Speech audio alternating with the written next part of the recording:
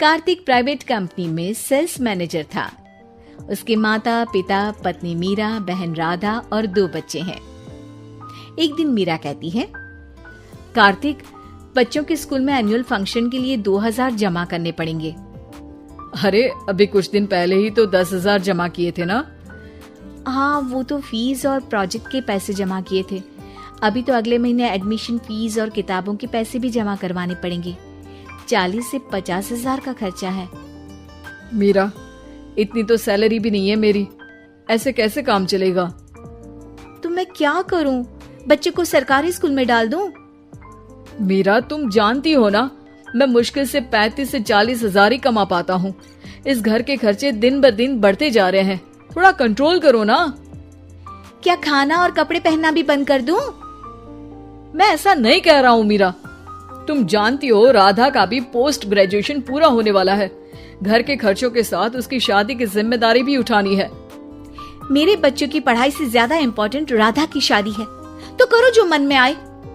मैं बोझ लगती हूँ तो मैं बच्चों के साथ अपने मायके चली जाती हूँ। तुम्हारी सारी मुसीबतें ही खत्म हो जाएगी। मीरा, मुझसे बहस मत करो। सुबह सुबह ऑफिस जाने के टाइम पर ही कलेश करके दिन मत खराब करो। इतना बोलकर कार्तिक वहां से चला जाता है। तभी, कार्तिक बेटा, ऑफिस जा रहे हो? मेरी दवाइयाँ लेते आना।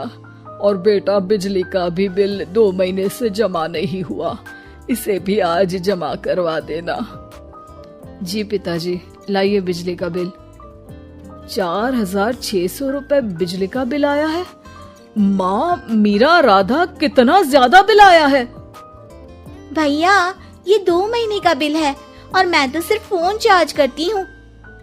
अरे बेटा, मैं तो गीजर से पानी गर्म करने के अलावा मेरे कमरे में एक पंखा और एक लाइट ही तो जलते हैं। मीरा, तो फिर इतना बिल कैसे आया? हाँ, सारा इल्जाम मेरे पर ही लगा दो ना। भाभी, आप भी तो एसी चलाती हो, उससे भी बिजली का बिल बहुत ज्यादा आता है ना। एसी मेरे मायके से आई है और वो भी अब सबकी आंखों में खटकने लगी है। मीरा, अपना मुंह बंद करो और आज के बाद तुम एसी नहीं चलाओगी। माँ, आप भी अपना पानी धूप में गर्म करके नहाया करो। कार्तिक ये कहकर घर से ऑफिस के लिए निकल गया। घर से कुछ आगे जाते ही उसकी गाड़ी पंचर हो गई। कार्तिक को पंचर बनवाकर ऑफिस पहुंचने में लेट हो गया। बॉस ने कार्तिक को अपनी कैबिन में बुलाया। may I come in, sir? Come in. बहुत लेट हो तुम। सॉरी सर, कुछ प्रॉब्लम्स की वजह से लेट हो गया। मुझे कुछ नहीं सुनना। तुम्हारा टारगेट कंप्लीट हुआ? नो सर, अभी बाकी है। क्यों? सर, मार्केट में बहुत रिसेशन चल रहा है, बिजनेस कहीं से मिल नहीं पा रहा। मैं अपनी तरफ से पूरी कोशिश कर रहा हूँ सर। मुझे तुम्हारी कोशिश नहीं चाहिए, मुझे बिजनेस चाहिए। अगर तुमसे नहीं हो पा रहा है तो तुम रिजाइन कर सकते हो। नहीं सर, मुझे इस नौकरी की बहुत जरूरत है। मैं अपनी फैमिली का सिंगल अर्निंग पर्सन हूँ।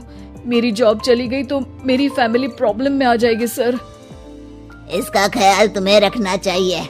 जाओ यहाँ से और बिना बिजनेस लाए मुझे तुम अपना मुंह मत दिखाना। कार्तिक बिजनेस की तलाश में इधर से उधर कड़ी धूप में सारा दिन भटकता रहता है और थका हारा जब शाम को घर आया। बेटा, मेरी दवाई ले आए और बिजली का बिल भर दिया। अब दवाई लाना भूल गया पिताजी, और बिजली का बिल जल्दी भर दूंगा। पर बेटा, याद से भर देना, वरना बिजली वाले बिजली काट कर चले जाएंगे। लीजिए पानी। बच्चों के एनुअल फंक्शन के लिए स्कूल में जमा करने वाले पैसे लेकर आए? अभी सैलरी नहीं आई है मेरा, और अकाउंट में ज्यादा पैसे भी नहीं बचे हैं। तो क्या बच्चों को स्कूल भेजना बंद कर दूं? बच्चे अगर इस साल एनुअल फंक्शन नहीं अटेंड करेंगे तो कोई पहाड़ नहीं टूट पड़ेगा। और अब तुम मेरा दिमाग खाना बंद करो।